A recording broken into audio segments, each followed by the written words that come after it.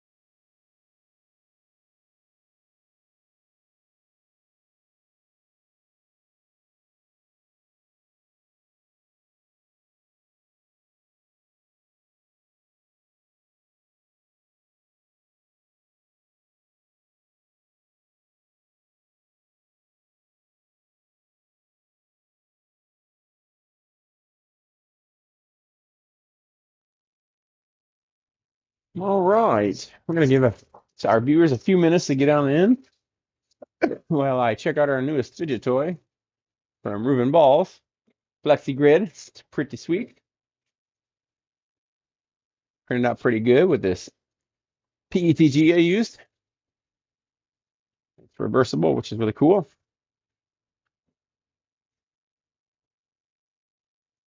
I do have a little bit of a head cold this week, guys, so if you hear me cough a little bit, I apologize, but we're getting through it. We got our ice water here and our first time trying peanut butter pretzels tonight. Happy New Year, David. Got your U1 loving it so far. All right, I'm glad, buddy. Send me some pictures if you got time to. I'm super excited for you. Welcome to the chat. Excuse me. You guys will hear me cough from time to time tonight. It's nothing going on in the studio. I just got a little bit of a head cold tonight. So we're getting over that. We've been to the doctor, so we're doing good. So, but we got our kitty cat friends here who are going to join us on the live stream. He must like the sound of this new fidget toy we got from Reuben Balls. You like that one, Riley? Good job. But we're doing some cool things here in the studio tonight. We're going to be doing our light boxes. So you've seen them around in the studio for a little while. I just haven't got around to. We 3D printed them. I've been up on display. I just haven't got around to wiring them yet. So, uh, Colin, how's it going? David, did you get your account updated for the Arco? No, I did not get my machine updated. It is still over there. I did send out an email to Frozen, and they emailed me back and gave me some steps to try, and I've tried it. And I also got a new USB drive that didn't work either. So I'm going back and forth with them to get how to get that updated properly, so we can get that back on the road or back on the track for printing properly. So it's there. It's got all the stuff in there squared away. I did get my parts, so I got a bunch of new build plates, which is great. So that's exciting. I did finally finish getting all these pretzels. The supports pulled off them. It was not easy, but I'll be able to get those out to you guys soon, along with a nice little letter from us saying thank you for the great 2025 and getting us to that 1,000 subscriber. We met some big milestones this year. Thank you guys all for that. A happy new year to you all ahead of time. I know it's a few hours away for some of us. Some of us, if you're viewing from country across the Atlantic, you might already be there. So happy new year to 2026 for you guys. We're ringing in the new year here with our peanut butter pretzels. Again, sorry if you hear me coughing. It's nothing too serious, just some sort of weird head cold. But I'm excited for our little project tonight that we got going on. We're going to tackle the light boxes. I want to talk to you guys about some cool things that I think are coming up in the 3D printing world. The U1, I'm expecting mine to get here in the next week or two. I don't know. It's still, my account, it still says it's on the ship. So we'll see. But I got an employee fight getting ready to go on here. Riley. But we got that going on. We got some cool stuff coming from Frozen. It should be here at the end of January. What are you talking about, Riley? Are you excited for the live stream tonight? Good job, buddy. We do have that enclosure and that air purifier coming from Frozen. And if you haven't seen, I have, it's kind of hard to see on the screen right now, but I have unboxed the iBooks Tetris. I'm testing that right now. So we got that going on. That setup was a little bit different. It is not as straightforward as just pulling it out of the box like the Sunlu air dryer is, but I will say there are some trade-offs, which in a good way, like this is like a dryer, or this is a preview for the video I'm going to be putting out. It is a dryer for those that really want to dial in their drying settings. So uh, stay tuned for that. And if you haven't checked out the video that we released earlier today for which Bambu printer, the budget Bambu printer you should buy, we dropped that today. A few of you have commented. I appreciate those comments. Thank you guys for that. It gets those metrics going. But we got pretty sweet things going on. I got some glow prints going for Easter. I'm getting those out pretty early. So, did I get my gloop yet? No, I've ordered it. Excuse me. It's not come in the mail yet. I'm also, if you would tune in for last week and you saw that cumbersome crash, I do have a 2x4 behind the panel spec here that I am going to anchor the bottom of those in with a screw. So it should help alleviate the weight once we get that all set up. I do want to gloop those in too, just to give it that extra rigidity. I don't want that happening again. It was pretty funny to watch that camera after I got off live. I rewatched it. Just minding my own business and it crashed.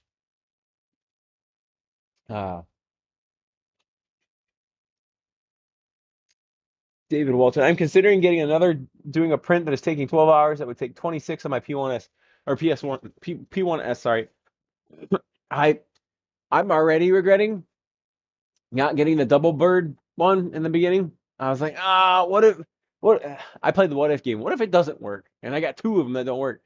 Well, I should have played the what if game. What if it does work?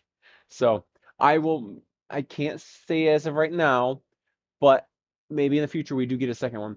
I am also looking at. I know Bambu's got something coming out soon. They have to address, and I'm going to do a video on this too. They have to address that price point that the Snapmaker's at, right in the center with the multicolor purgeless waste. There's just a big hole there for them. I think the X2C is going to answer that question or answer that price point. I think it's going to drop right in between $1,400 and $1,000, and you'll be able to use AMS systems with it, and it'll have probably 4 Vortex nozzles in it, but I'll adjust that in a video probably later this coming week. That was my thought. Yeah, I I have so many AMS units. I can't justify the H2C. It's way too above on a price point. And maybe someday I'll get it because I would love to have the build volume just for like the little figurines that we do at the art shows. But it's just too high of a budget right now. If they dropped one in right around 1,200 bucks, that would make a whole lot of sense, especially if it's got the 4 nozzles, which gives you the 4 tool heads equivalent. I mean, that'd probably be a little bit slower than the Snapmaker E1, but for all those of us that got 50 billion AMS units, it would come in very handy. Um, so, but I don't know. I just don't see Bambu not having an answer for that. I think they're going to drop the Vortex into the PV2S X2C chassis because I think there's room on the one of the sides for it. It just would make sense. And if Bambu, if you're listening, it would be nice to have some sort of budget tool changer from you guys. But without much further ado, let's get into tonight's episode on doing our light box. So a while back, I went and printed these off from. I put it in description. Hold on. Let's see here. Can't remember the artist's name right now. I apologize to that artist. Uh,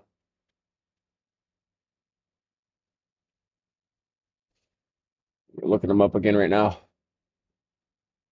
gonna blame it on the head cold. Braga 3D Print. Thank you for making this wonderful light box. And we got some other ones we're gonna make for like Sunlu and Frozen and probably Elegoo at some point. Just because I want to put them on both the printers, just for that little flashy flair. But it's by Braga 3D Print. and we're gonna put them together tonight. I've got a couple of them already assembled, but I printed them out of PLA because I'm not worried about heat or anything like that. And they print in two pieces. The multicolor piece, you do need an AMS for this, is this part right here. And then this back piece is what we'll be putting this aluminum tape on tonight. And then you run your LEDs through here. And then we'll get it all closed up. Hopefully by the end of the live stream, we'll be able to turn it on and boom, there it goes. Did forget to grab the LEDs. I'll grab those later. But so the first part of this setup here is I had put this aluminum foil tape on the back of the Colin, you should make a compilation of your cats messing around. I might do that, like a behind the scenes type thing. I do think that'd be a great. I I thought about doing uh like a shorts video, zooming up on like Riley or Momo when we have a failed print. Like, what did you do? And why weren't you watching this type shorts um, for the channel here? Because they are very much a big part of the channel. They're always sitting on top of a printer, like Dante is over there. He loves the ambient heat. Um, and I think it was Colin that I met responded to their comment earlier that excuse me, if you guys know of any like cat mods that are out there for printers or like little cat nests or something, I think Dante, once these AMS units get moved up, he'll probably wind up snuggling in the AMS riser up there because they really enjoy the heat from the lid. That's why it's also important that we print with PLA 97% of the time, and then PETG is the other material that I use for the most part. Also a reason why I got that enclosure and air purification system from Frozen coming, because it's important to me that if we are going to print with something that's falling off like ABS or whatever, or any carbon fibers, we have that enclosed system that I can vent out and keep our furry employees safe. They get paid in cat food and treats. Raven Dark Claw, hey, what's up? Getting the prints going for that Centauri carbon riser. uh, I have the area that we're moving the Centauri carbons getting prepped up later this week. I've got to put another 2x4 on the wall that is going over it. And again, sorry for the frog, my voice.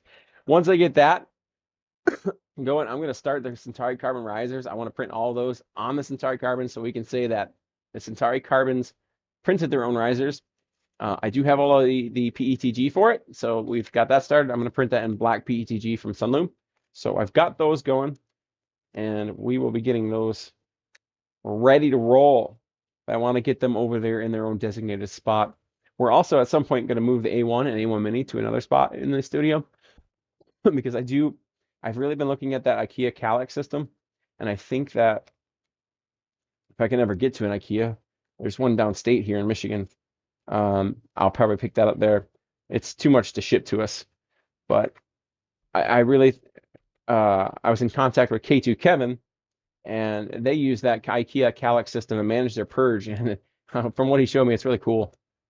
So keep an eye out for that content. We're also doing the SCOTUS content that is in the wall behind me.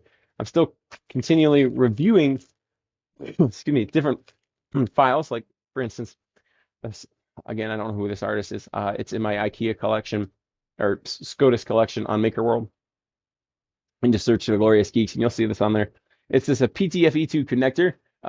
You slide it into the SCOTUS panel, and it's hard to see on camera here, but it's got a little rotating ball inside of it that allows the PTFE2 to flex if it needs to, but you can route it, so it just helps with the resistance for that. I'm going to test these out and see how they do it before I say, hey, yeah, you can use these on camera. So we are getting that content going. Ribbit, yeah. The frog has arrived. But before we get too far into this lay box, let's try our Clancy's pretzels filled with peanut butter.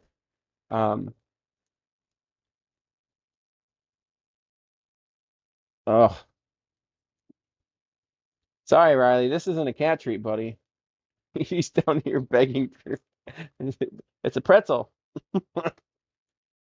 Peanut butter. My first peanut butter pretzel.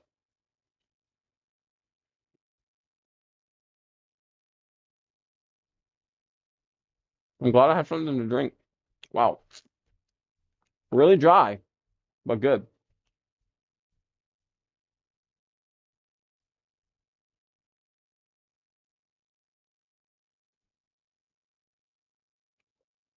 If you guys have a pretzel you want us to try on camera for our Print Pretzels night, drop it in the comments.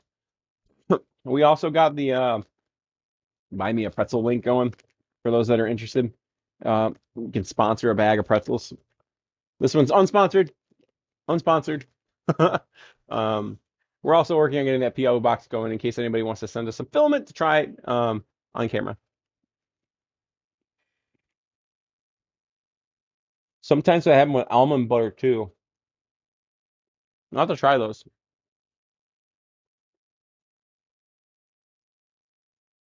I think I saw some cheese ones too that would be really good. I'm a big fan of cheese. So, let me get this going here.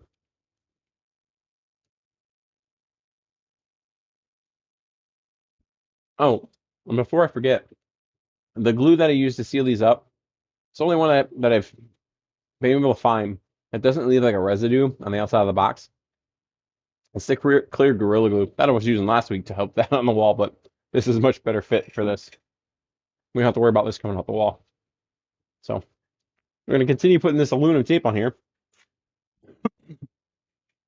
I'm going to move this computer screen a little bit closer so I can see it.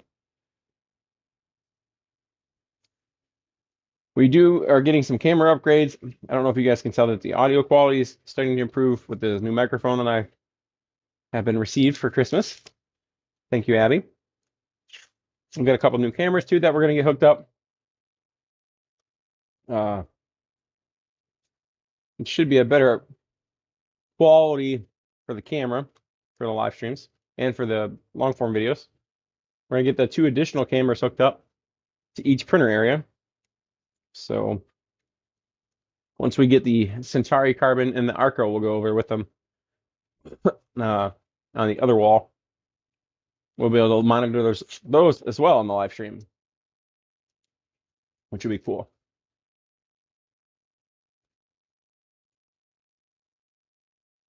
So I'm super excited to get those Centauri Carbon risers. And the designer of that file is designing some SCOTUS stuff, pegboards to go with it, which is super awesome because I use them all the time for our P1Ss. I like to be able to put nozzles there, tools if there anything I need to grab right away. Just having them there is great. So I'm looking forward to that project, along with the overall SCOTUS continuation.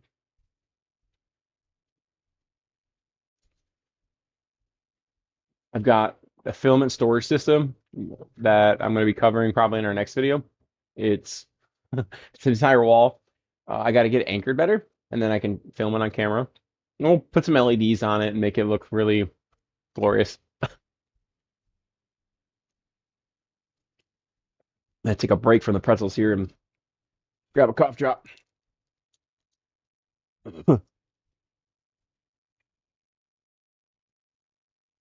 So we've got the silver foil tape. Ironically, it's made by Polyken. Excuse me. 3M makes it too. I just didn't realize that this was a different brand. But that way, any light that is reflected goes out the front through the area that we want it to come out. So let me grab those LEDs real quick. They're off camera over here in a box.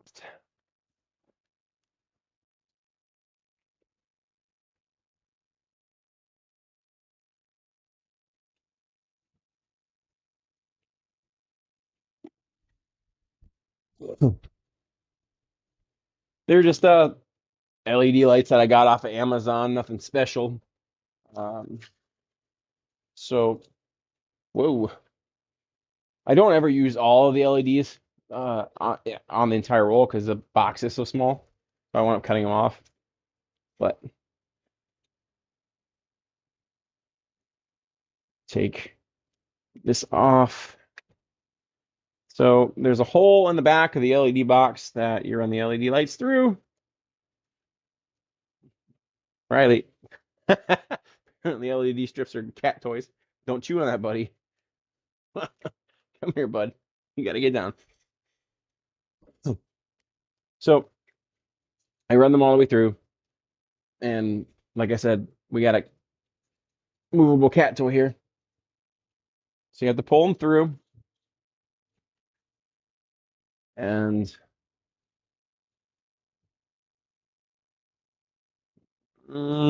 usually that's about enough.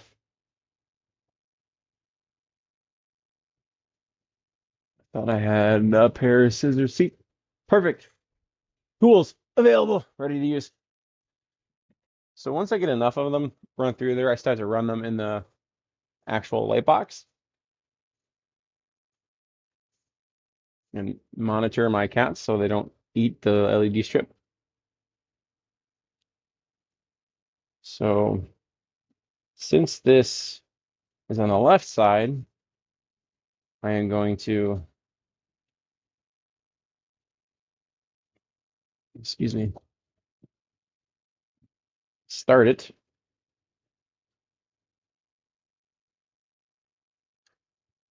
It's going to be hard to kind of show you on camera, but you got to run the LED strips from the front of the plate to the back.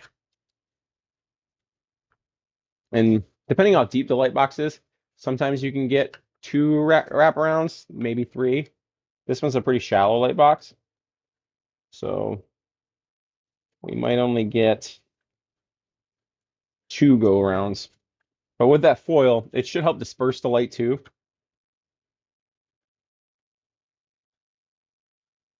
Because what I'm hoping it doesn't happen is there's no hot spots for the light.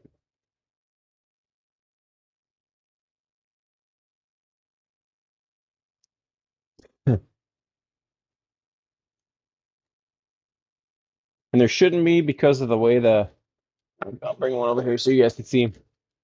The more outline that there is in one of these light boxes around where you want the light to go through, the less likely it is that you'll get the hot spots because it helps hide the LEDs better.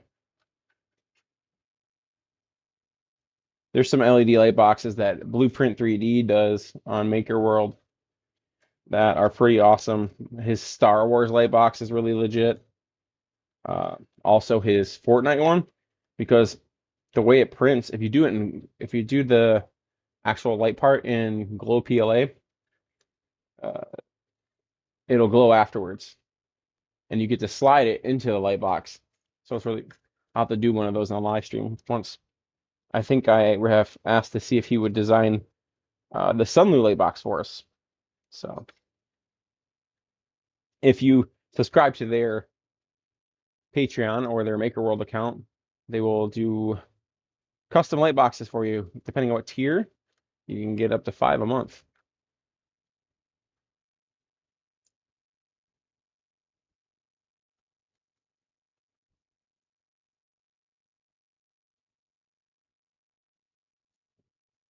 Have you guys printed any light boxes of your own? Have you ever tried it? Drop it in the comments. It's a pretty fun little project to do. Um, I really enjoy making like the lion's hammers. I took the light box idea and made it and hollowed that out. That one was a file that was designed by somebody else that I modified to be hollow and run the LEDs through.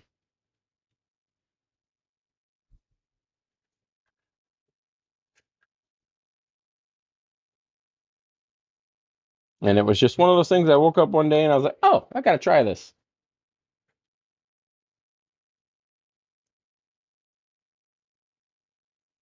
And I just realized that I don't know if I have any open USB ports on my computer to power this up when it's done.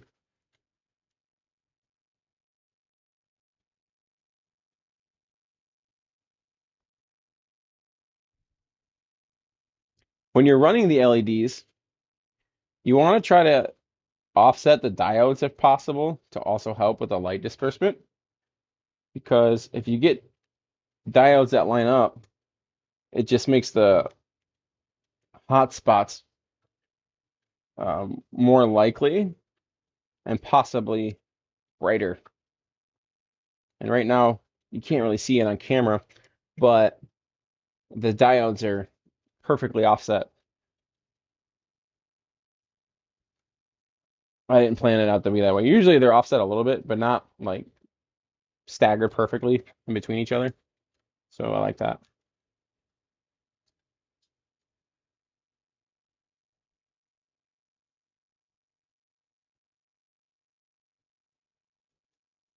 Listening and playing a game at the same time. All right, what game are you playing? I haven't had any time to get on my PS5. I think the last game I played on PS5 was Dragon's Dogma. Oh, Dragon's Dogma 2, but um and the new Dragon Age game. That was a good one. I didn't get to finish it yet, but someday I will.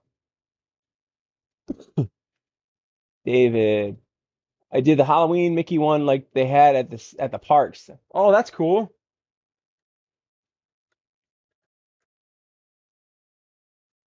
I didn't even think about that, doing some Halloween light boxes for around the house. Halloween's my favorite holiday.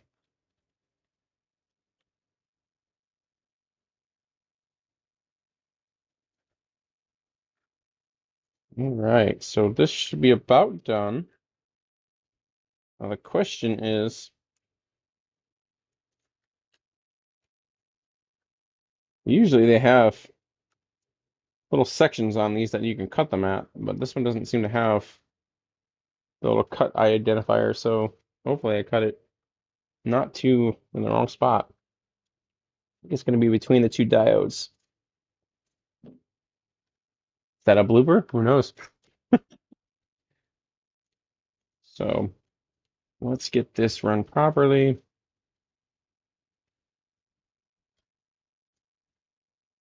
And when you're running these LED lights, you want to keep an eye on your see, I don't need this in there. Did I cut? I thought I cut the wrong one. No, that's fine. Um, you want to keep an eye on your lip that you want to make sure that your LED strips are lower than what that connecting lip is. Because if it's not, you'll could possibly ruin your LED lights when you put them in there.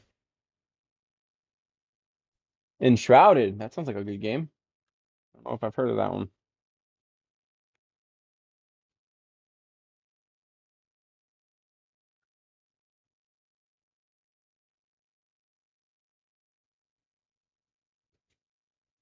All right, we're gonna cut this one right here because it's getting in the way. We're gonna take our plug here before we get too far away here. We're gonna open it up, take this twist tie off of it. Need to get like a monitor up here so I can see the comments from far away. I don't know if this will slide through there or not. Nope, that one's too big. That's why I did it the way I did. So sometimes the connector holes aren't big enough, so I got to slide this one through this way.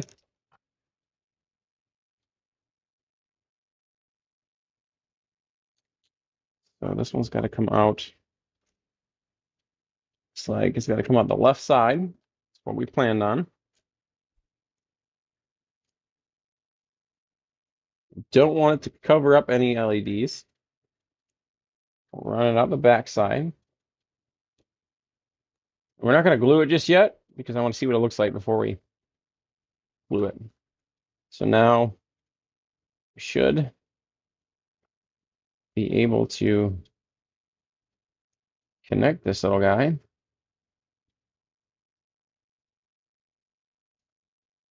See what he looks like.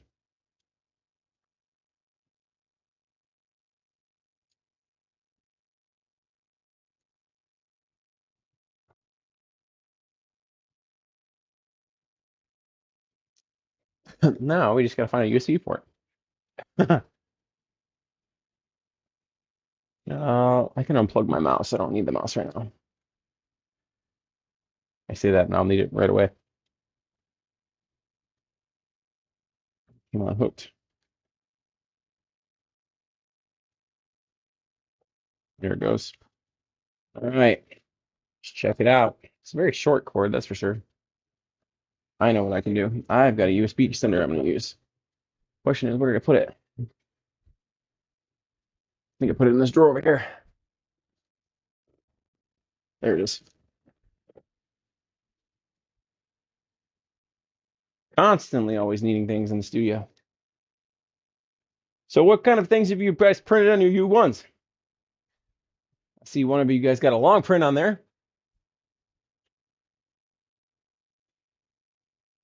So we got this going. Let's plug it in. See what's going on. Maybe.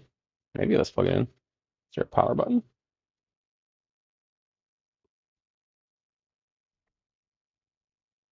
Let there be light. Maybe. It's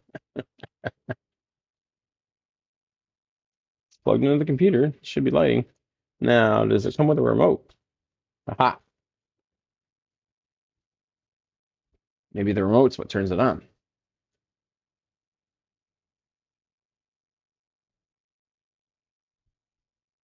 All right. Interesting. No power. Did I plug it in wrong? Or do we need to use a different LED strip? There we go. Plugged it in backwards. Things tend to light right if you don't plug them in right. So there we go. Got that going. As you can see, it's doing its weird things. We're going to put it to white.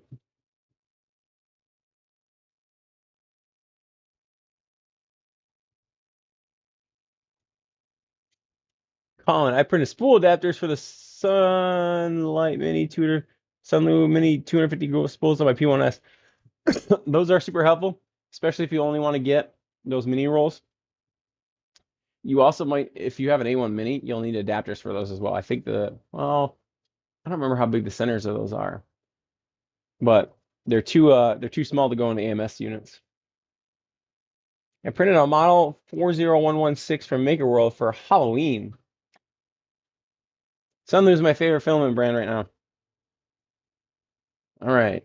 So is the front side that's got the... I'm just playing around with the different settings.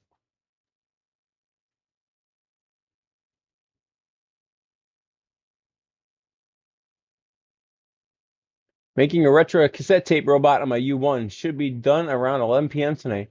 Man, you have got that thing zooming. I can't wait to get ours. David, was the setup difficult? How long did it take you to do the setup?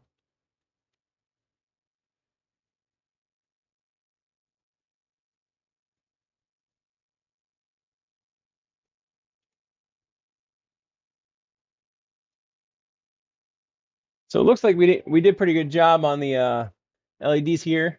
So there's no hot spots. The studio lights are really bright, so I'm surprised you can even see it on camera, but it does look like you can see it. Yeah, you can see it illuminate. Sweet. That worked out pretty well. So now we're going to disconnect this, and then we're going to glue it. It took about 44 minutes, was very straightforward. Good. I'm glad to hear that. With those, this will be the first tool changer I've ever owned. So I'm a little, I wouldn't say anxious, but I'm a little intrigued on what that setup process is going to be like. I've seen a lot of early content reviewers saying it's pretty straightforward. I also have seen on their Facebook site, the Snapmaker site, that people are getting their cryo plates from BQ for them. And most of the people are happy. So a couple of people are unhappy, but from what I could tell, it's because they didn't do a bed mesh leveling. So anytime you get a new bed plate, do a calibration, and it should fix that. It just lets the... Yeah, as you can see, this is how much LED strip we got left over because of that tiny little box. I'll save this for another project somewhere. Now we'll glue it. Setup guide is done really well. It seemed like Snapmaker really put a lot of thought into their project, so I'm really happy that they did. So props to them. Now, I think they're going to do what they did and make it bigger. I bet within the next year, they come out with, I don't necessarily think it'll be a U2, but it'll be something in those in lines with maybe a 5 tool changer, or maybe I would say maybe even 6, just to get closer to that H2C price point to be that competitive with that machine. It just would make good business sense, I would think, since they've had so much success so far. And now what I'm interested to see is how long does the snap maker those pogo pins that Bambu like to call out when they were doing their H2C video, how long do those last? Are they, a couple hundred prints or a couple thousand prints or less than a couple hundred prints? Who knows? Only time will tell with that stuff. That's why I think the only reason I really only got one unit is because that's what my concern was, um, of the not working part of it. Because like I said in our video for the printers for new folks, uh, when you get a new unit, you never know what the quirks are going to be. So you don't want to. I personally don't ever want to jump full force into it until I know what I got to work with whether it's upgrades or whether it's fixes or uh, something that was unexpected with the printer, like with the P2S. They're just finally realizing that the blower fan inside of that unit is a little overpowered, and it's kind of positioned awkwardly. Well, there's a lot of glue here. I'm gonna use this paper here. Sometimes I put too much glue. What's nice about the clear Gorilla Glue is you don't really see it too much, and you can peel it off afterwards because it's thick enough. But that is how you do a light box. So we'll let that sit there for a little bit. It's gotta sticky itself together. We'll get on to the next one.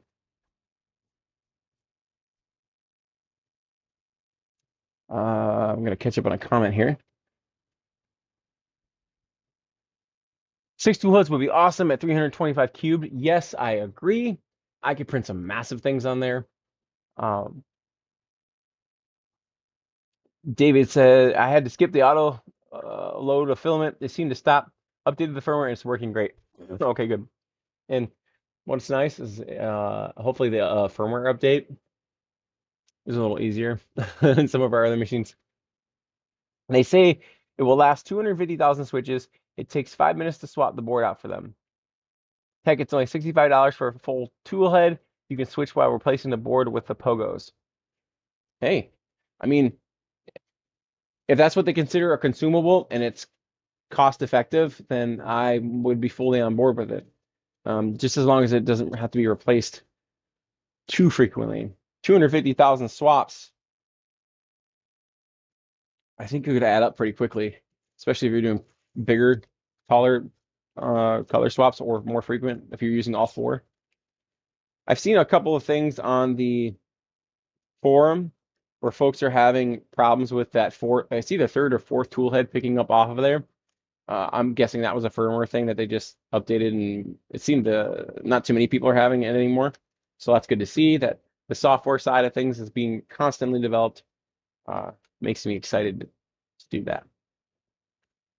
So this one's got its aluminum foil. I think this one's already all done. Yep. Yeah. We're gonna put a couple small pieces in here though. So this way, I've been meaning to do this forever now, getting these light boxes put together. Excuse me. And you'll get to see kind of like on these live streams a little bit of behind the scenes stuff, like I said last week, on what we're working on to make the swag here in the studio pretty great. We'll get these probably put up at some point once we figure out where the AMS unit's going to go. So I'd like to put them up above the AMS units, kind of like at the height where the build plates are right now. So a lot of studio organization you guys are going to see in the next few weeks to a month or two, especially with the SCOTUS systems, the risers that we're going to be printing, the filament racks that we're going to be printing. If you guys can keep an eye out for me, I've been looking to of any sort of filament racks for the B-Roar. It's BROR for IKEA. They do have one that mounts to it, that I'm probably going to try to use just because I got to do something with all those empty spools from Sunloop that I have. I want to try to come up with a way that, I can take it with me to art fairs and they're functional and sell them. That would be kind of fun. Just to add that repurposed use to them. At least until uh Sunloop starts offering refills at a lower price than the spools. I think they will once they get to a certain point when there's so many spools out there. They just added spaghetti detection today. Oh, good. That's something.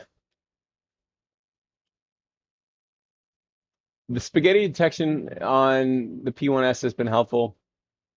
Or not P1S, but I wish it had spaghetti detection, is what I'm trying to say, on the P1S, because it doesn't have, once you get that noodle going, like if the perch tower falls over, or I actually had that on the Thor hammer I just printed, the perch tower fell over, and I mean, the print was still fine-ish. I had to do a little bit of like spaghetti pulling off the side, but it would have been helpful to know that it happened. But the spaghetti detection's awesome for machines. Uh, I think something about the P2S that I'm excited for, even though I don't have the machine yet, and I don't know when or if I'll get one. But an upgrade that came with that is the per shoot detection. I think that's cool to see because I actually had a print just the other day. It was actually when I was filming that last episode we just dropped. The per shoot backed up and broke one of my nozzles. Luckily, the print didn't fail. I swapped the nozzle out and resumed, and I didn't have to calibrate, or it just, I don't know if it's, magic, but it printed fine. But the purchute clogged up, and the nozzle got stuck in it, and it tried to move, and it knocked the fan cover off, and it bent the nozzle over. So I had to replace that nozzle. That's a trade-off you're going to get with the P2 or P1S here, is you really got to watch that purchute. It can cause you some issues. Colin, bamboo filament is kind of expensive. I agree. You have to wait for their sales. And even then it gets to like the top of my price point. I just ordered some actually not too long ago. If you want to order filament for them, if you're ever getting a new printer, I think they usually do a bundle deal. If you get a new printer, you get like 40% off filament with it. So that's the time to get the filament with them. Otherwise, Sunloop's got a very good amount of the same colors. I wonder if I have. Yeah, I have an example. Well, I'll show you guys.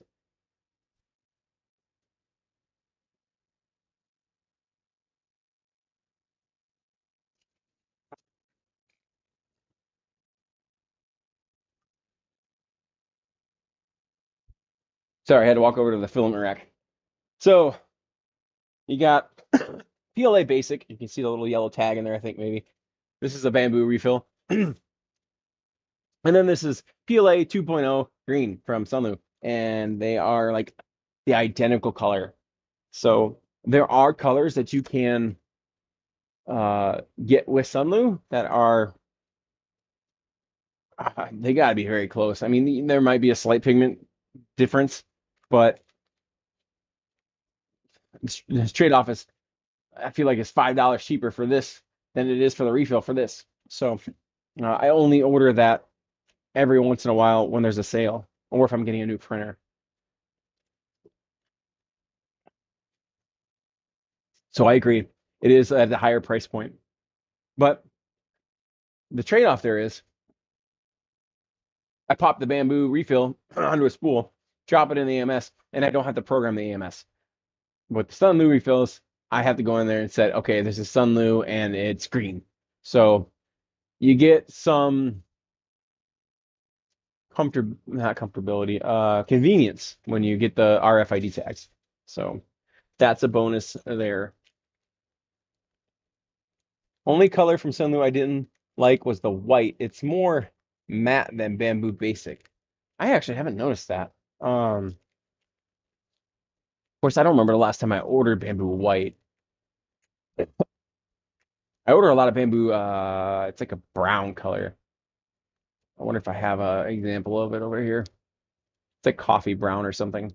I like that brown a lot from them. That's usually the color, or their orange. I'll get their orange if I have the either a coupon or they're running a sale or again that new printer. Something else about the purge shoe system that we have for the P1Ss. It also functions as a trash can. So I see a lot of people have asked they have a new P1S owners group on Facebook. What do I do with the purge system? It's causing problems. And I dropped in that video so that they could see uh, that is what we worked out. Anything that you can set the printer on and cut a hole through it, a piece of old furniture, and somewhere where the poop can collect and it's easily get out, is going to be your best bet. And even then, you're going to want to pay attention to that per shoot anyways. It doesn't happen so much with PLA, but when you're printing with, excuse me, PETG, it can tend to get stuck to that shoot. So when you're doing that, I'm looking at BQ. I think they have a per shoot upgrade. It's like BQ armor or something like that. I'm going to check that out, see if it fixes that problem.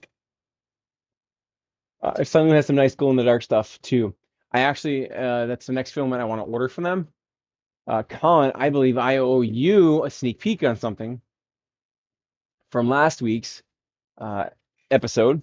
I believe I was up, and thank you, Raven Dark Cloud, for that reminder. My favorite two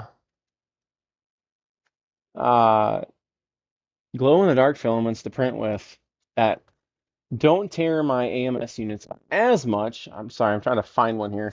I'm gonna have a collection of filament on our table. I've got two. One's by iBoss PLA, and it's on Amazon. You can find it. I'll give you a link in a minute. I know I'm not on camera right now, guys. I'm still looking for that last roll of glowy glow. That one's iBoss. The other one's by Strong Hero 3D. I just reached out to them and I'm talking to them about getting some filament from them. Yeah, here it is. So iBoss PLA has this like rainbow glow in the dark filament. It's really nice. It seems like it doesn't wear down the PTFE tubes as much as Polymakers does. And it's just as bright. It's maybe a little bit dimmer. And then also Strong Hero 3D. This one's blue-green. And it really, or green-blue, and it really prints well. I just use the standard Sunlu PLA Plus profile when I'm printing it, and it prints fine, no stringing, no issues. I will say that if you do not have a filament dryer to dry it out first, get a filament print as you dry, because glow PLA can be very fragile and it'll break off in your tool head, it'll break off in the PTFE tube as it's bending and twisting. So you want to dry it out because the more moisture it gets, the more fragile it gets, because those particles, what the heck are they called? Phosphorus. The phosphorus particles in there that absorb the UV light and reflect it back out. Those are what cause the also the moisture to crack it. They expand and that's what happens. Raven Dark Cloud, thank you for that tip. PTFE based tube in the chute helps the purge clear better. I didn't think about that. I'll have to try that out. Because it sticks to the front of the purge chute is what happens. I have a purge chute Sure, the backside so it channels it straight down. It doesn't ever stick to that, and it's made out of PLA. But by the time it gets down to that, it's cool enough to where it doesn't stick. And PETG doesn't usually stick to PLA anyways. But whatever that material is of the purge chute, I can't think of what it is right now. PETG every once in a while will stick to it. So that PTFE2 base lube is a good tip. Thank you. I'll check that out. Do you have any recommendations of what kind or what brand?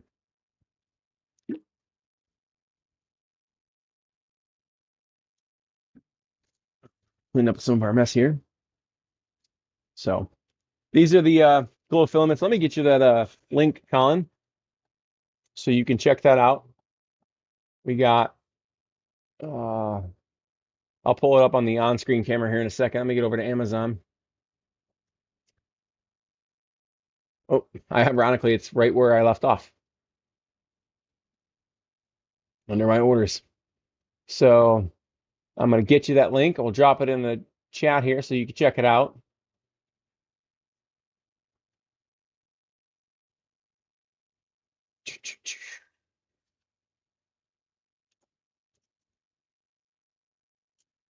Got to go to YouTube and drop it in the chat. Streamlabs doesn't allow me to do that. At least I haven't figured it out anyways. So here's that link. So, oh, that's Maker World. You don't want that. Never mind. I don't know why it has that on there still. Let's try this again. Link, copy. That's the link you want. So that's the glow filament that I use for the uh, Strong Hero 3D. And let me get you that screenshot or insert here. So we're gonna do screen capture. I'm gonna increase the size of this so you guys can see the full screen. All right, so this is what I use. I mean, Strong Hero 3D, they got some really cool colors, and they're especially their glow filaments not break the bank.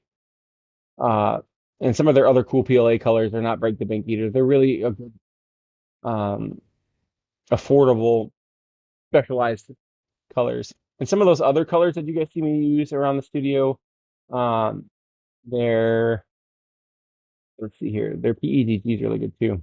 I'll just visit their store. So their PETG, I mean, they got some blazing colors here. My favorite is probably going to be, I want to say this gemstone. Gemstone rainbow is really good. So they have other ones here too. They got rainbow filaments. Um, I didn't even know they had that one. I'll be checking out some more of their colors, trying different things out. But they're a really good brand. And then uh, Boss Glow Filament. Oh, right here. It's hard for them to keep it in stock. I actually purchased it 5 times in November. Uh, but again, it's not a, like Polymaker and stuff like that. They're like $35 a roll. They're 24. Print's just as good, and it seems like it's a little bit more gentle on those PTFE tubes. So I'll get you guys that link here too. Um, and share that with you all. So here's the other glow filament that I use. Here's that. And of course, if you do click the link, it's an affiliate link. So if you do buy that, it does help with the channel a little bit. You do not feel obligated to do so. All right, so let's get back on the screen share. So there's your sneak peek as promised, Colin, for for some of our preferred filaments for glow. I do want to get some of the Sunlu. I need to get some of the solid colors because I want to get some of the actually I think I just printed earlier today somewhere. Yeah. So this is from eSun, the white. I don't know if you guys can see on camera. So they're little crystal bunnies from Cinderwing. So I use the Sunlu for the white, or the eSun glow filament for the white, which is actually rainbow when it glows in the dark. And then I actually used the iBoss glow filament for crystals. Yeah, there were some waste, but I love these little guys. They're awesome. But I want to get some solid colors of glow. I have a yellow that's going right now. I don't know if you guys can see it on the printer over here. Excuse me. That is really cool. I want to get a blue one. I'm just printing out some bunnies for Easter because that's the next holiday coming up.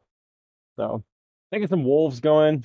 Uh, just getting some of those crystals. The kids seem to really like that kind of stuff. So that's what we're doing. These a dry Teflon coat. Okay, so that makes sense. So it doesn't stick. That'll be excellent to have. And if it saves me even one fail print, that is magic trick in itself. And like I said, it's only that PETG that seems to back up with that, like that. So thank you for that tip. So if you guys see anything out there that's uh, cool for this SCOTUS system, let me know. I'm definitely into checking the things out like that. So we're gonna put this away. We don't need that anymore. Our little tool chest down here. We're gonna hang our scissors up. So that's how you do LED light boxes, guys. Those are pretty cool. Um, check out Blueprint 3D on Maker World. Um, is Tommy Gunn is the original name of the profile, but they wanted branding, and it was really cool to see that they are getting popular enough for doing that, and I'm excited for them. They do almost all of our custom light boxes, so that's the artist we reach out to. They're really good. They just did a Pokemon one for one of our friends that ordered one for Christmas for their family member, and they absolutely loved it. So I'm super excited to see that stuff. Light boxes are fun to make, easy, quick. Uh, they don't really have that much filament purge waste because it's only the first couple layers that you swap out the colors. So, and you do some of the ones that are inserted, like the Fortnite one that Blueprint 3D has. You don't have any filament waste because it gets two separate inserts. The one slides into it and it actually sticks out, which is really cool. I'll have to do one of those on the channel here soon. So, tell me, guys, what are you most excited to see on whatever Bambu has next for their printers? For me, I want to see if they're going to keep with the vortex system and make it faster and more functional, or are they going to try going the tool head route like Snapacre is, and getting the AMS units to work with that? What do you think they're going to do? I don't know. Whatever it is, I don't think they're going to leave that price gap open for too long. Or these pretzels.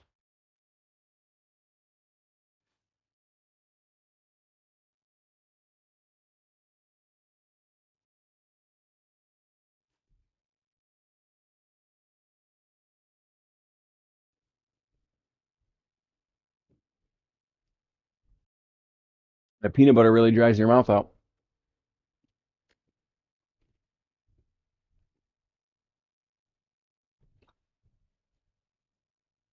I'm looking at the live stream feed behind me. Something that I'll give you guys a sneak peek on. So it's part of the SCOTUS system series we're doing, which I know I keep talking about it. It's a lot of filming and even more editing. Those shelves you see, floating shelves you see up there, where we're printing, we're placing our products.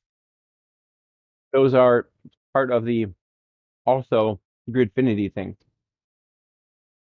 David, I thought I saw in a Forum Next interview that Bambu alluded to an X2C coming possibly. Uh, I saw it in a Fohammer video when he was at Forum Next. Yes, I think so too. They said it, but didn't really say it. They're like, yeah, the X series is not dead. I almost want, if I had money to bet on it, I don't know, or if I was a betting man, the X2C is coming. And it just wouldn't make sense to me for them not to put a four nozzle vortex system in there. Well, logistically and spatially, it makes sense to me that they can put it on the opposite side of wherever the fan is.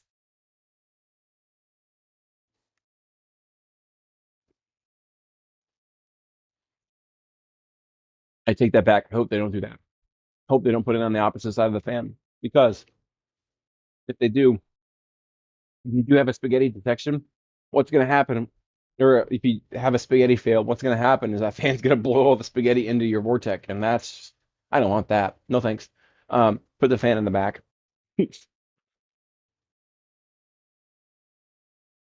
Colin, I think Bamboo might make a more affordable tool changer or add more dual nozzles for the X2C and A2. Colin, on that note, my theory for the A series, the next refresh they're going to do, that's where they may do the tool changer because it would make sense. They don't have to worry about enclosed space and worrying about like figuring out logistics wise. That's where they put the tool changer, maybe multiple heads on that same rail. Um, Maybe that's where they do that. Elevated Mindset TX. You ever use anything from Temu to print, 3D print, or accessories? Yes, story to tell you too. I'll be right back. Hold on, film it. Here, film it. I did order. Let me use the correct pronunciation. Temu. It's the weirdest filament I've ever seen. Ever seen. The Hant is the name of the filament. Let me see if I can raise it up to the camera for you guys. Here. Lock it over there. Camera's a little out of my reach.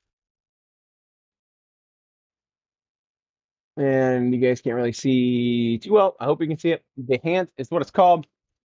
The PETG gradient filament. I've never seen filament come out of a nozzle of a printer like this before in my life. Uh, I put this in my another roll. I threw it away. Uh, usually when filament's going out of your nozzle, it'll expand a little bit. It comes out of the nozzle and then it'll expand as it cools. This filament, when it came out, went from the string that usually comes out back to the original filament size. So I don't know what happens to that heating process, or there's an additive in here, but I've never seen it do that. And I had a little bit of a panic mode. And I was like, no, no, no, no, no, you're not going to destroy my printer. Um, I might try this again on maybe a printer that isn't a production unit, maybe on the Centauri Carbon or something. That I can, if something happens, it's a little bit cheaper to replace things on. But that was different for me. If you're getting filament off of Temu, make sure you see what brand it is. I've seen some new filament on there before. If there's a name brand on there, most likely that's what you're gonna get. But that was my experience with Temu filament. It's this Behance filament, whatever this is. I didn't I didn't give it a chance to fail because it scared me. I'm gonna be honest. I will use it again, and see what happens and what happens to a print. If you guys have any theories on why that did that, let me know in the comments.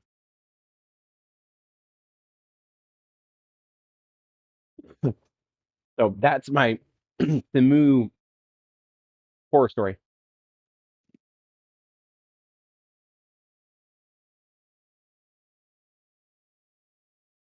On a positive note, I did order a VQ build plate off of Temu, and I got VQ build plate. So that was a success story. So, um, but be careful. Sometimes they say they're really good deals, and if you check the deal, it says that the build plate's normally like $120, and I'm like, well, it's not. It's 30, and you get it for 30. So, uh, just because they say it's a deal, it's not usually, not not always. I think Bamboo might be okay. I've read that comment. All right, sweet. So I know Bamboo's come up with something. I actually just saw Creality just drop their version. It looks like their version of the A1, uh, the multicolor. And I think it was that printer that they said there's like 80% less purge waste. And I'm like, I don't see how it's the same. Um, I take that back. I saw how they're claiming it that the space between the filament cutter and the nozzle is much shorter, but you're only going to save so much for that. But it is only like 200 something dollars that I saw, just short of 300. So Another budget printer out there. Also,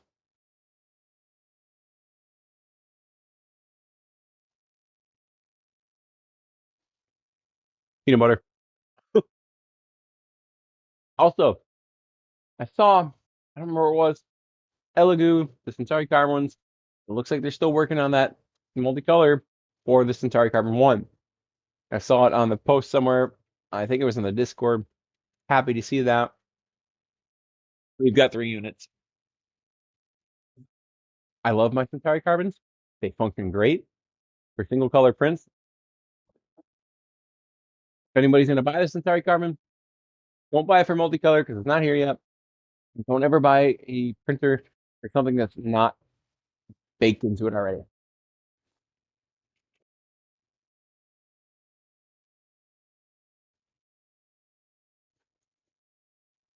And I imagine sometime in Q1 or Q2 of next year, or in a couple hours this year, the Centauri Carbon 2 is going to drop.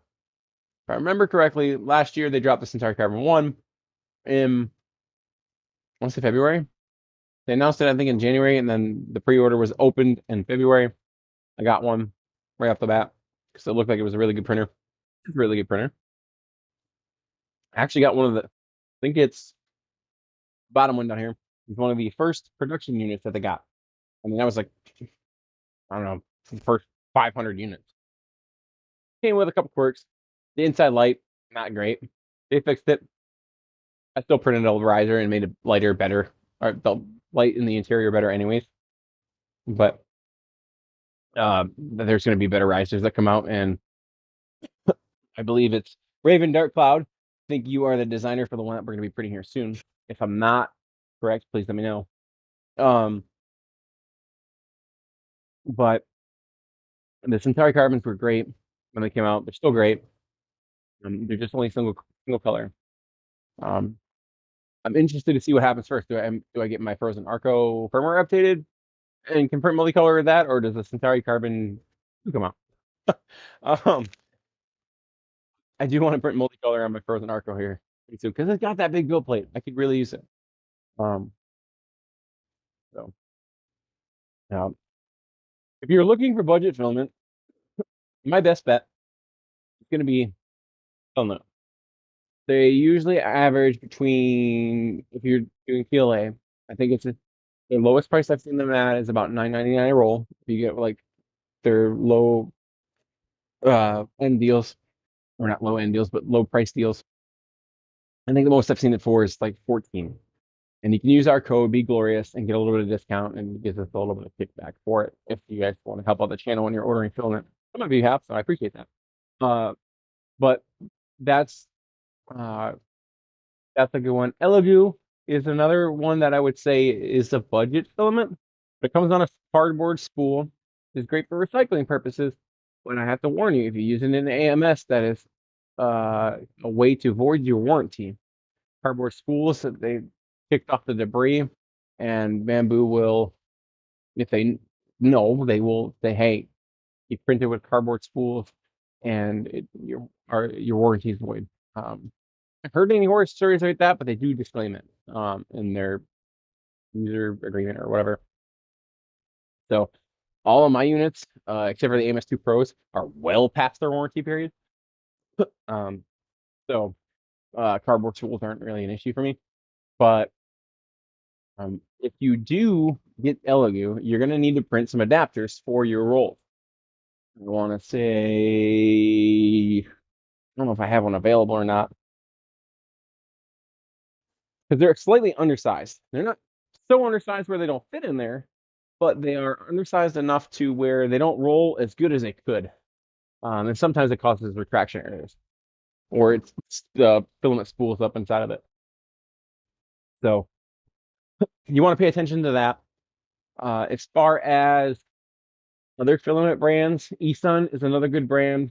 Again, as far as I haven't ordered from them in probably 2 or 3 months now. I don't know if they've changed what their spools come on, but the spools that I have currently are cardboard spools as well, and they're also slightly undersized.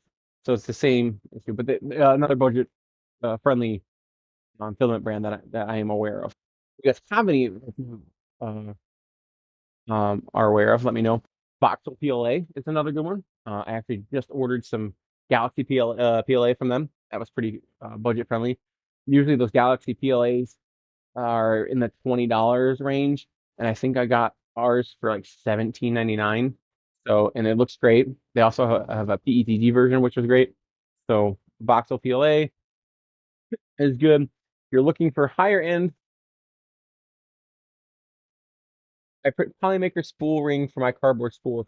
Uh, I will say the Elegoo ones work for Polymaker spools too.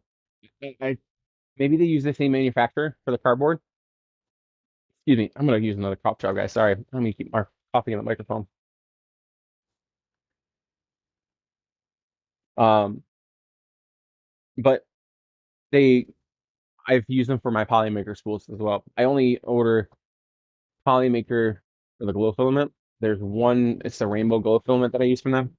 It's awesome. It's very vibrant. It's just be aware if you're gonna print with that glow, it's gonna tear your PTFE tubes up really fast. So nowadays, check them out. It'll help you get through that problem. If you keep them regularly checked, PTFE tubes, um, it'll be very helpful when you're printing with glow. I would also highly recommend that if you're gonna print with glow filament, either get an AMS 2 Pro or an AMS HT. Um, because, and I'll have this out in a video with the AMS HT. I have two of them here.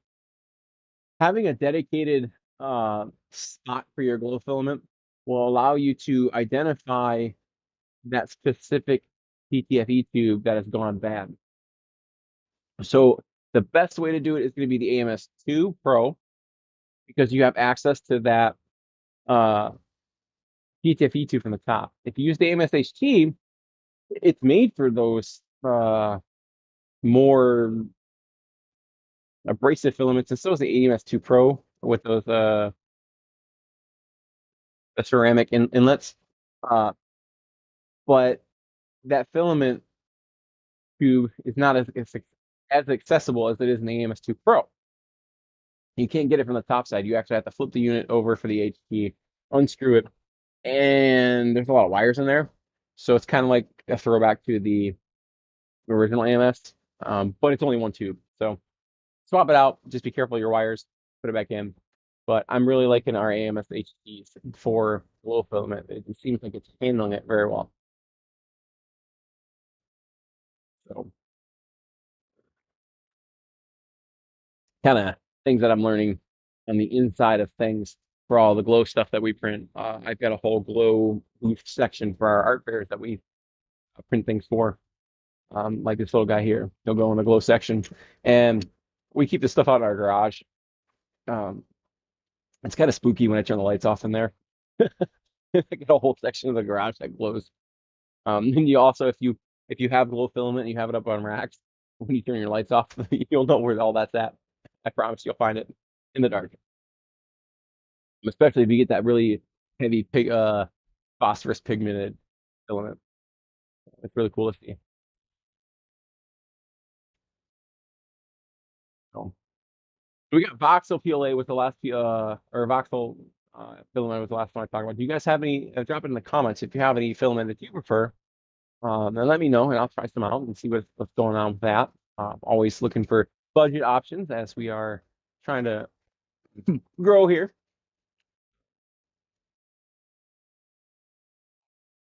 I do like Polymaker filament. It is a little bit pricier. I really like their gradients that they got out there. I actually just did order some gradient filament from Bambu I want to try because they offer some gradients that I can't really find the budget options for. So I'm really looking, if you guys know of any filament that is brown gradient, let me know for PLA. I'm really looking for like a transition from a light brown to a dark brown, just for some of the different things that I want to print, like trees, or just to give it that different color uh, variation inside the print. And it doesn't cost me a color swap or hundreds of color swaps at times. think that make sure I got all my comments caught up on here. And if you guys are new to 3D printing, drop your questions in there and let me know what your struggles with, what your successes are. Uh, just because I want to know, because I want to share in those triumphs and those trials. Because if you need to learn, I need to learn, or if I need to learn, I can educate everyone. So that's kind of what we're all about here at the Glorious. I want to help out people, and especially since 3D printing right now is becoming a real it's going from hobby to um I wouldn't necessarily say mainstream, but more popular, especially in the community that I'm in. I get questions all the time. Hey Ken, what's the best printer to buy? Or Ken, what's the best filament to buy? And I'm having issues with this. They send me a picture and it's just a build plate and something fell off of it. And like, well, there could be a couple different things. So if you have failed, let me know. We can troubleshoot them together. Um, you can follow us on Facebook, and I'll get you that link right now for our Facebook page. You can send me messages on there.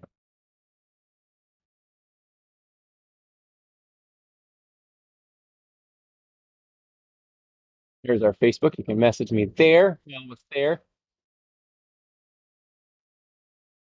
You can also find the Facebook on our homepage here on YouTube. But that way, if you have any questions, you can even post it on the Glorious Geeks page if you have any questions like, hey, I had this issue.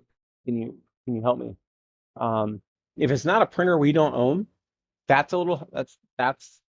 a sticky spot, but usually the issues are going to be very similar on other printers. Some printers have known issues. Um, so I'll do a little bit of research on that and stuff. So I'll be at least point you in the right direction or get you into I'll find a Facebook group that is more tailored to that printer at least. So I can point you in the right direction if I cannot fully help you.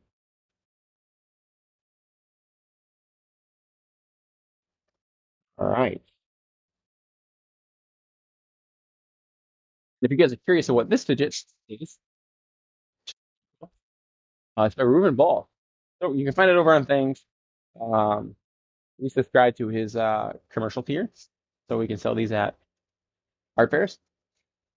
I'll probably start doing some live streams after our art fair setups, so you can see what we're doing. I know I talk about them now. We don't have one until May again, but because of the weather is kind of in Michigan right now. These are pretty cool. He's got a slime ball too that came out. Let me get that showing up here. We're gonna go to Chrome. We're gonna go to Dang's website. We're gonna go to. I'll get it just a second, so you guys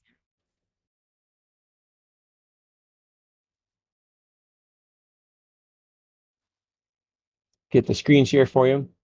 I know some of you out there have, excuse me, I'm sorry, teachers in your life, and it's super helpful for them to have these sort of like fidget things going.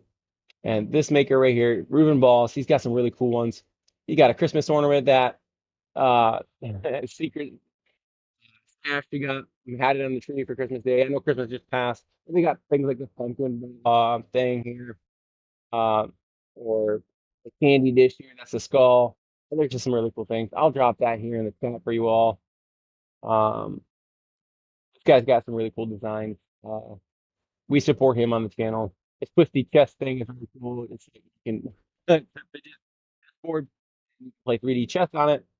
You can go down the side. He's got rules for it and everything. This is a slime ball. That's one of our most popular items. Secret stash here again. It's just really cool. So he's got some cool stuff. Uh, this one's pretty cool. It's a gear ball. It turns into like a flower. So check him out if you have teachers in your life or you have fidgets, need for fidget toys. Just sharing you some of those inside secrets here on our channel.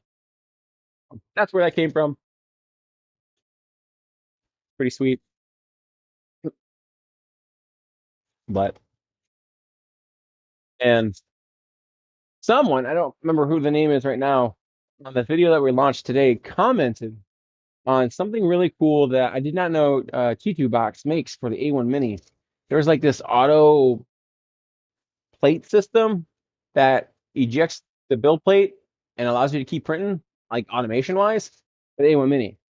So I reached out to them to see if they would be interested in reviewing that on here because that would be really cool.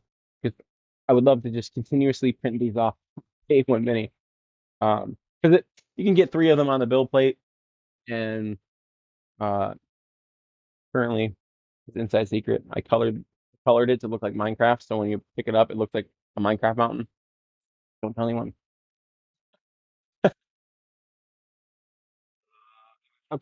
What was upside down, Raven Dark Cloud? Uh, was the screen capture upside down?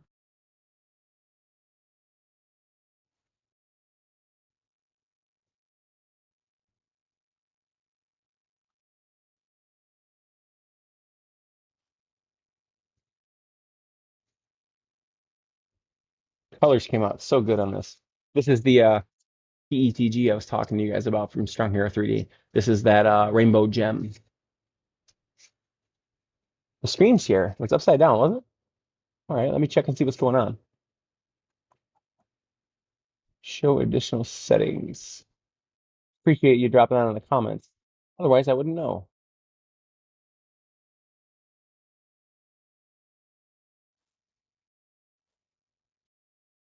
Transform.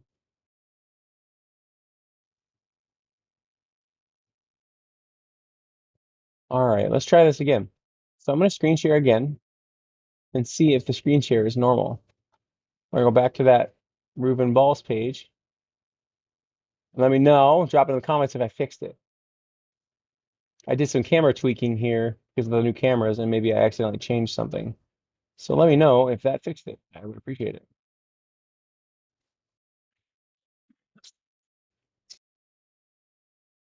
Don't be turning your TVs upside down, guys, if you're trying to do that.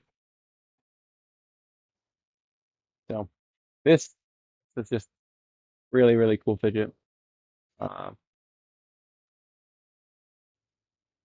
I'm really he works on some really cool things, and I'm glad to support them because I don't know how people design these. I don't have the imagination for it, but I'm glad they do because it helps kids out. I mean, adults too.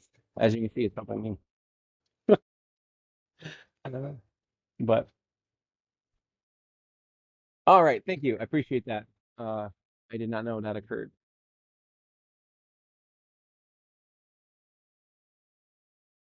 So I'm gonna set this stuff down here so that's not cluttering up our workspace. So to give you guys a sneak peek on the filament rack, that system that I'm working on, there's two versions of it. There is one that you can a single spool it can hold, and I shouldn't say two versions. There's two different people who design two different things. So the single spool is you can just put onto your I'll have to show you. You can put this right onto your SCOTUS panel, and then there's also I don't know if you guys have heard of the rep rack system, uh, but the rep rack system is really cool because it allows you to use dowel rods to put your filament all in a rack. So that those are the two things that I'm going to cover in some of the upcoming videos. But if you're going to get a sneak peek here,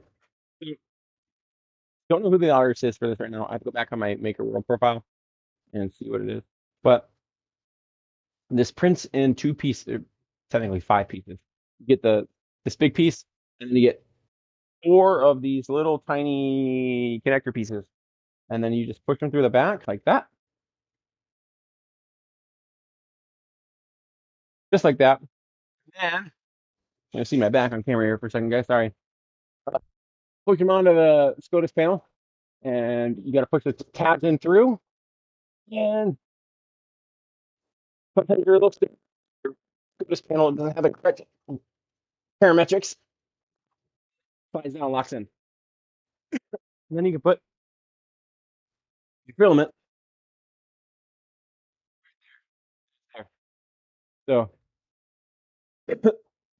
and the setup that we're gonna have, I'll have a few of those next to printers, just because I use a lot of black and a lot of white for color swaps. That's the most frequent colors I use, and I always get tired of walking all across the room to grab a black. If I can just have pre-staged there, that'd be super helpful.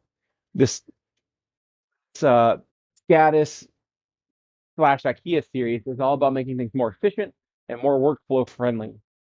Even if you're a maker new to the hobby, having things within arm's reach is going to save you a lot of unknowing frustration, especially when you're working on your printer or doing spa day maintenance. Having your tools available is super helpful.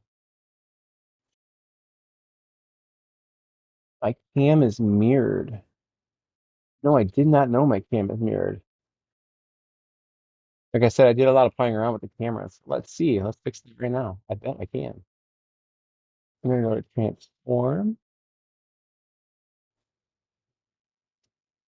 We're gonna do flip horizontal.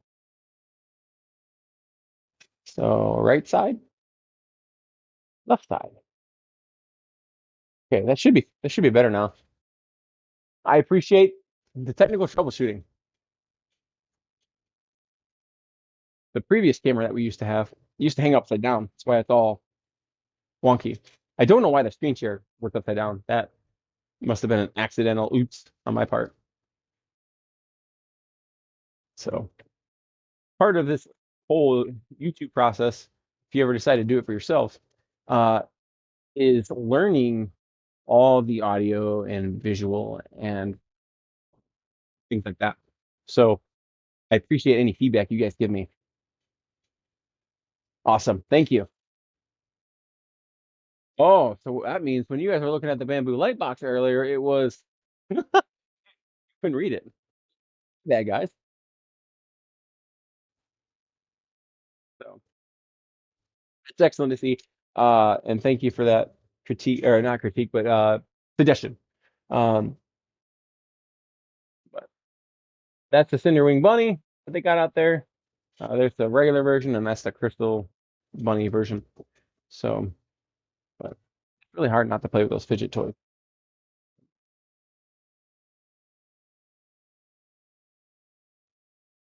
So drop it in the comments, guys, if you want me to try a brand of yeah, PLA that I have not tried yet. Um, I haven't tried any. I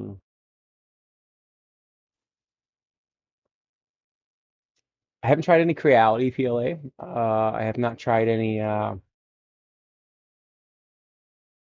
don't think I tried any Polymaker PLA outside of their Gradient PLA for the glow. Any suggestions you guys might have, or any trials that you want to have. I know I want to get my hand on some Hobby Lobby filament. Our Hobby Lobby here in Ludington is always out of it. I have gone there the day that, and excuse me, probably wind up ordering it online at some point. Oh, you picked it up because of the Centauri Carbon control screen? That makes sense. Yeah, it's always an interesting thing to see, like what you guys see versus what I see here in the studio. It's kind of, I'll go back and watch the live streams that sometimes, and I'll be like, huh, I didn't notice that when I was recording. So it's always fun to see those types of things. So when do you guys think, you can drop your answers in the comments if you want, when do you think Prusa is going to come out with that? What the heck do they call it? The index system with their Core 1. See that they released a limited pre-order a while back, but when do you think they're going to fully have that system ready? Because it seems like a legitimate system, but it seems to me, I've never owned a Prusa printer, but are you guys of the same opinion that the Prusa printers are for the more tinkerer type of folks, or they're or they don't seem to me like they have the same ecosystem as like Bamboo does, which is the convenience ecosystem. You got your app, you got your um, error codes. I mean, it's very user friendly, but the trade-off is Bamboo's ecosystem is very closed off.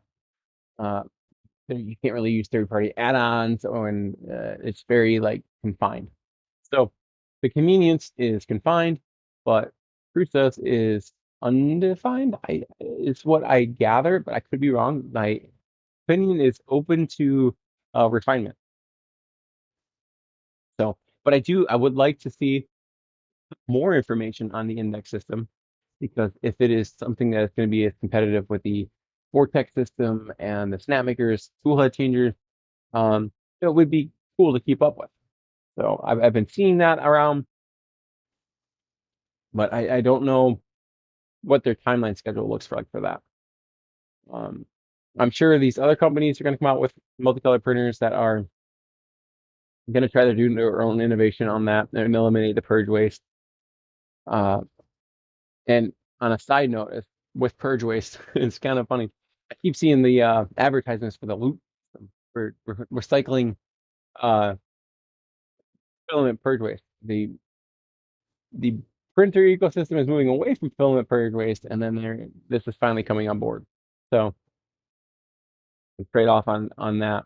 But uh, I think as the tool changers and this will probably be like 3 or 4 years from now, as those come on board more and more frequently, it's gonna be just like when, in my opinion, it's gonna be just like when multicolor came on board.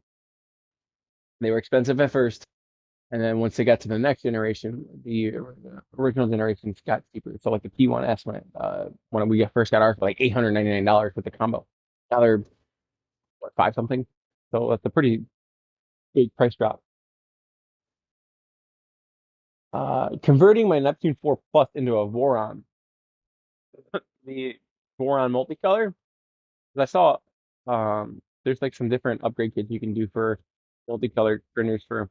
I have a Neptune 4 Pro that I don't use really much anymore, just because I don't spoiled with these new printers now. Auto bed leveling is where it's at. um, yeah, you can dial it in with the knobs underneath your bed, so, but that click and go is just so much different than what we used to have. I mean, I started printing in 2000, I want to say late 2017, 2018, and those paper leveling, those days are gone, thankfully, I hope. 5 tool head stealth changer, that's cool. Yeah, I know the Prusa, they have a 5 tool head changer. It's a really big one. But it's like $3,000. So I was like, whoa. But it looks really cool. But I, I think those tool changes are going to come down in price. I think the innovation's finally there. We're going to get those color swaps, and in a few years, we will not have to worry about purge waste anymore. The amount of purge waste you'll get from an item like this, if you stand at a vertical and it has all those color swaps for every single layer, is astronomical. Even the little guys here, I've had to empty this bin, the little rabbits that I'm printing. They print like this. I'll show you. For those that are new to the hobby, little bunny's arms here. There you go. They print flat like that, but every time a layer goes up, it's got to swap out whatever colors it's got to swap out. I've emptied this out 2 times for these bunnies, and they still got the ears to go. Um, so the color swaps, the purge waste can really add up. And if you're doing something that's taller, obviously it's going to have more color swap. So I'm glad to see that the community and the makerspace is moving away from the purge waste, because it's going to save us filament, and it's going to save time too, because it's not units aren't spending time. I think sometimes see my P1Ss take up to like 2 minutes per color swap sometimes, depending on how much it's going to purge, how long your uh insider tip. However long your PTFE tube is, that's about much longer it's got to travel. So the closer you can get it to the AMS hub on the back of your machine, the shorter your swap times will be. So that's why our AMS HT units on this unit right here are literally right to the side. They go straight up and in. Um, That's why I want to get those units when we put them up here on the wall in the SCOTUS. Get them as close to the risers as possible. The shorter the PTFE tube is, the less you'll waste when you have to replace them too. So if you're new to 3D printing, that's a tip for you. And over time, it'll save you money too because you're not having to replace as much PTFE tubing. I know PTFE tube is not exactly expensive, but it all ends up in the end. So I know you can dial in your settings for your color swaps. Um, that you reduce your purge waste a significant amount, but even with dialing in your settings, the color, like when you go from black to white, you're gonna have a lot, or it's white to black, vice versa. Dark to light colors, you're gonna have more purge because it's got to push more filament out of the system. Um, yes, you can purge into infill, but then you can get weird color transformations. Um, just I'm just so happy to see that this is where the maker world is going. So props to those that are doing the engineering behind the scenes over at Bambu, over at Snapmaker and Prusa that are figuring out this problem for us. I appreciate all the innovation. And then of course they're gonna make money on it, but the innovation is nice. So eat some more pretzels here.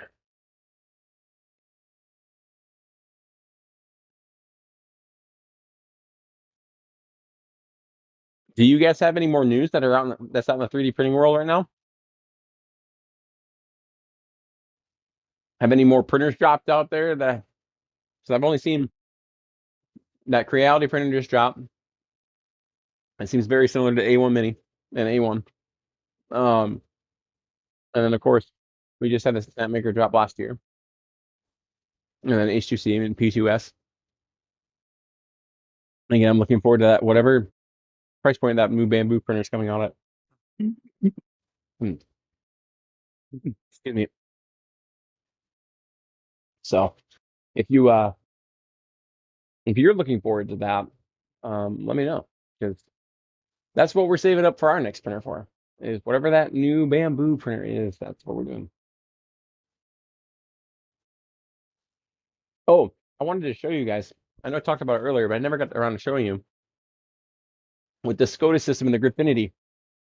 If you haven't heard about the Gripfinity system, they're like interswappable trays and templates that you can do, and it's super awesome for variability and customizability. If that's a word.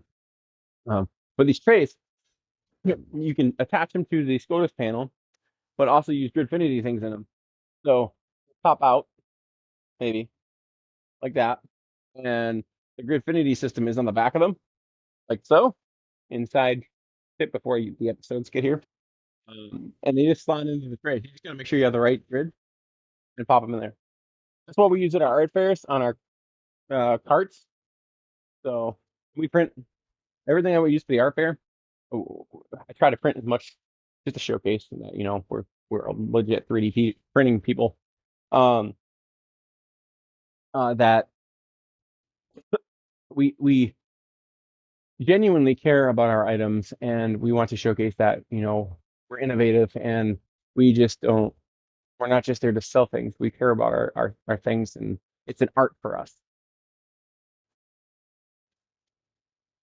Elegoo sent out a teaser of the canvas system on the original Atari Carbon. Um, what do you mean by the canvas system? I haven't been keeping up on that. I apologize. Like, is it like the what's it called with Bambu? Sorry, my chair just fell apart. Uh,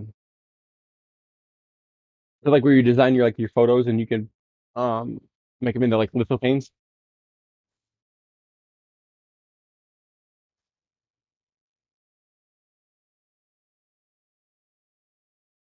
Because those are pretty cool.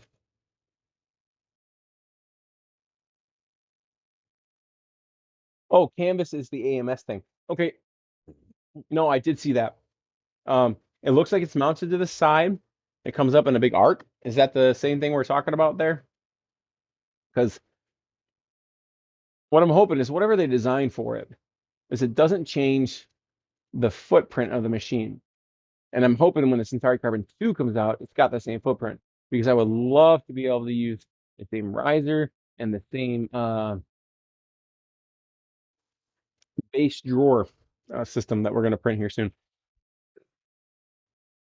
If they don't, they don't. I can't change any of that. But having that uh, cross generational fit would be nice. Uh, that happened with I think it was the Neptune 3 and the Neptune 4s. They were the same chassis and everything. So whatever you printed for them, were most likely work for the next generation. So, and I think other than a couple of small differences, I think with the P1S and the P2S, the chassis stayed the same except for where they put those vents in the bottom. Um, the base will work with the Centauri Carbon 2, but the riser will not. Yeah, probably because of that. The thing. Uh, Colin, would you buy an Elegoo bed slinger?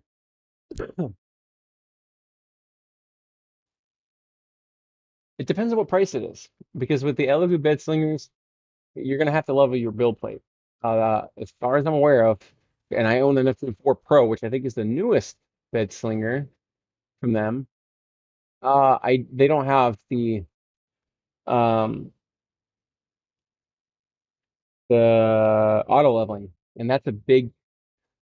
I'm a convenience printer. I'm not gonna lie. Um, Taking the time to have to level the build plate every few prints, or sometimes every print, um, is a little bit of a pain. Now, if it's like $100, it would be worth it. Um, but then you have to think about, okay, then you have the A1, which is only a couple $150 more. You just get the base unit, and then that new Creality printer that just came out. I mean, I think the way the bed slinger is in the past, if you're asking my opinion on that type of printer, maybe they continue it with A1 and some of these open printers for people who don't need enclosures. But I don't think that they're going to be as mainstream as the enclosures if they can make the enclosure system as affordable or close to as affordable as the bed slingers are. Of course, you're not going to have to pay for the enclosure if you get the bed slinger. But to answer your question directly, I don't think so. I would not buy an Elegoo Centauri car or an Elegoo Centauri, Elegoo Neptune printer at this point. Maybe a couple of years ago, I would have, before all this new innovation came out. Um, in my personal opinion, if you're looking at the Neptune Bedslinger versus the A1, I would go with the A1 just simply for the auto leveling feature. Um, you can do add-ons to the Neptune 4 Pro. I know they're out there, but if you're looking for convenience, like me, then that I would go the A1 route.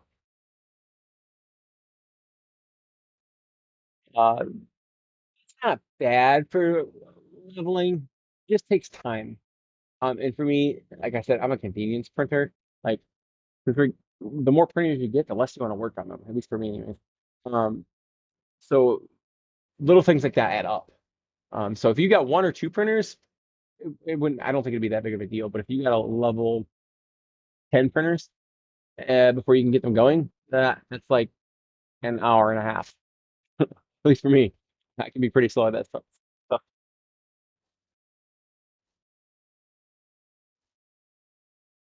you hold for a long time, especially if into those if you take away the um plastic flywheels that are on the bottom of the bed and you upgrade to the aluminum one, um, then uh, it will hold for a longer period of time. But even then, the vibrations can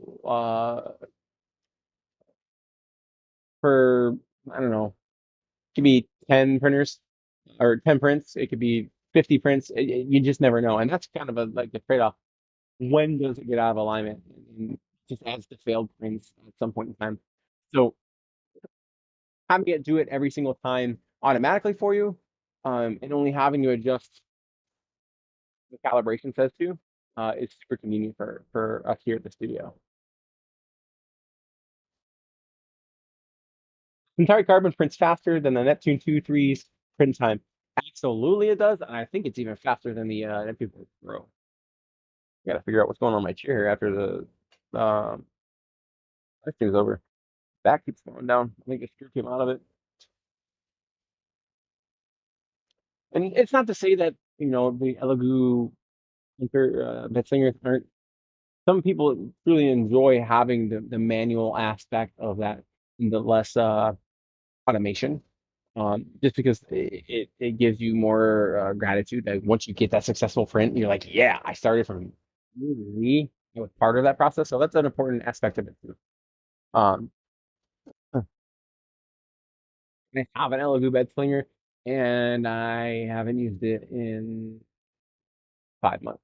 So that would be my answer to that question. But my needs might be different than others because we have so many printers. I can't allocate that time to level beds and um, do maintenance on that type of printer. Um, with the bed slinger beds, you're going to lubricate those rails, and you'll see that in our A1 and A1 Mini uh, spa days. And eventually, I will get around to, and I say eventually, it'll be like in a month, um, get around to doing a spa day for the Centauri carbons. So, printer that we have, we're going to do a spa day on. I'm in touch with Frozen to figure out what their maintenance uh, recommendations are for their printer. I just need to get something for the firmware. But you guys have any other questions out there for like what type of printers that you've looked at? I know I've seen the FlashForge 85X out there.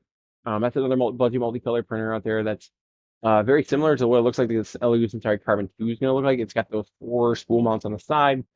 But at this point in time, what the printer world is going through is what they went through with the multicolor when it came out. We had single color printers, and then you went to multicolor. We had a innovation change. And now we're going from multicolor printing to purgeless color printing. It's going to save us time and filament. So in a couple of years, the printer I would buy now and by then is going to be different. So, and it's going to be interesting to see where we go after that. I mean, what problem is the printing community going to need to have solved after purge waste? You know, I drop it in the comments, guys. What do you see as a problem for the 3D printing world that's gonna need innovation, like what's happening for Purge? I genuinely I don't know. Make our own filament. That would be nice. Um, Even if it's those Purge towers, grinding those back up and making them into filament. Now I don't know how you're gonna what kind of color that's gonna come out of it, but there it seems like that is where the innovation at this point in time, I can't see past it. Maybe somebody else can and let me know, and it'll genuinely excitement for me. Um, I'm just happy that it's going to save us time and money, guys, for that innovation for purchase printing.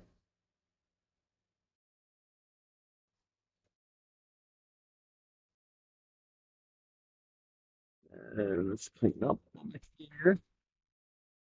Glad you guys got to see that light box. It's a pretty fun thing to do.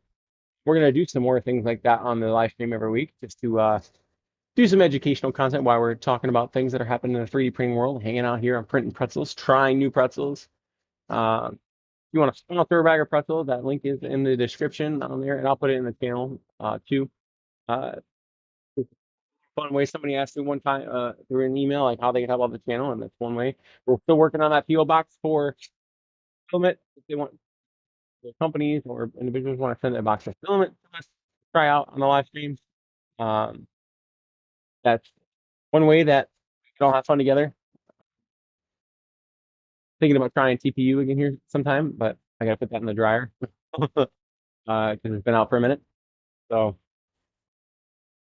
I'm wondering if I can't print one of these in TPU, and does it squish?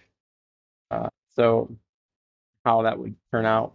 And for me, excuse me, for me, you see that it's handled TPU the best is actually the Elegoo Centauri Carbon, guys.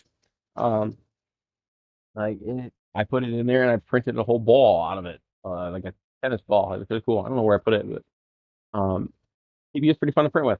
Um, and it doesn't have too much fume to it. At least the 95A that I use doesn't have a lot of fumes to it. I think if and when I print with it again, I might still put it in an enclosure with this entire carbon. Um, and still vent it possibly. But from the research that I did, there's not a lot of fumes from it. But that's what's going on with that. So to recap, what we talked about tonight, guys, is talked about what we think Bamboo is going to come out with next, how to do a light box, what we're going to be doing in upcoming episodes. We got our new filament dryer for the AMS unit here from Ibos. I think it's how you pronounce it, Ibos Tetra Series X. That's really cool. It seems like it's a very power user. If you like tinkering and stuff like that and really getting into things like that, and it's got the four individual bays, so you can do different filaments at one time. That's really cool. Um, it's a little bit bulkier than the AMS, some new ones. If you just want ease of use and you only really use PLA, I would definitely. This is a sneak peek, guys. That doesn't mean you can just get to watch the episode. um, but the some new AMS heater is more for that. Hey, I just print with PLA or PCG or that one main type of filament, and I just want to dry wide print. But if you want to dial in your settings, that IBOS Tetris is really going to be where it's at. And you'll see those on display. I'm trying to figure out where to put those in the studio.